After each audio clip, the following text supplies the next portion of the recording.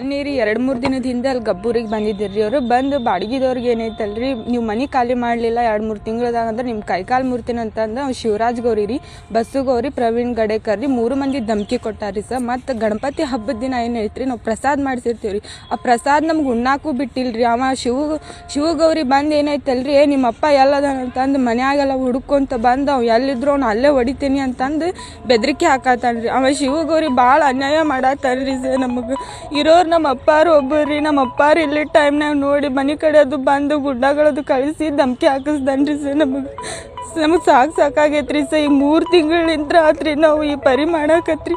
ಈಗ ಸಾಕಾಗ ಅದಕ್ಕೆ ನಾವು ಮೀಡಿಯಾ ಕಡೆ ಬಂದೇವ್ರಿ ಸರ್. ನಮಗೆ ನ್ಯಾಯ ಕೊಡಿಸ್ಬೇಕ್ರಿ ನೀವು. ನಮ್ಮ ಅಪ್ಪಾರು ಒಬ್ರೇ ರೀ, ನಮ್ಮ ಅಪ್ಪಾರಿಂದ ಯಾರು ಇಲ್ರಿ ಸರ್. ನಾವು ಮಾಡ್ಕೊಂಡು ಉಂತೇವಂದ್ರು ಬಿಡಾಕ್ ತಯಾರಿಲ್ರಿ ಸರ್ ಅವ್ರು. ನನ್ನ ಹೆಸರು ರೇಣುಕಾ ರೀ. ನೀವು ಐತಲ್ರಿ ಅವು ಶಿವ ಗೌರಿ ಮತ್ತು ಪ್ರವೀಣ್ ರೀ ಮತ್ತು ಅವು ಬಸವರಾಜ್ ಗೌರಿಗೆ ನೀವು 3 ಮಂದಿ ಸ್ಟ್ರಿಕ್ಟಾಗಿ ಆ್ಯಕ್ಷನ್ ತೊಗೋಬೇಕ್ರಿ ಸರ್. ಇಲ್ಲಾಂದ್ರೆ ನಮ್ಮನ್ನ ಜೀವಂತ ಇಡಂಗಿಲ್ರಿ ಅವರು ಸರ್.